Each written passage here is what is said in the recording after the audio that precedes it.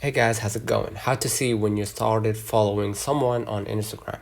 So first of all, just move along to the Instagram app, and what you're gonna do, you gotta just go ahead to your followings at the below right corner. Let me click on my profile and click the people that I am following, right? So I'm gonna click that person, for example. Now what I'm gonna do, I'm gonna click the three dots at the top right, and from here you're gonna be able to see multiple options, and you're gonna see shared activity. So click on it, and basically you're gonna see when you started following that person, in the time, basically, right? You start following that account, July 2023 or August 2023.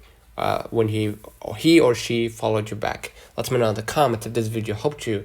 Don't forget to like and subscribe. Turn on the notification bell to receive every video we upload. Thank you for watching. See you in the next one.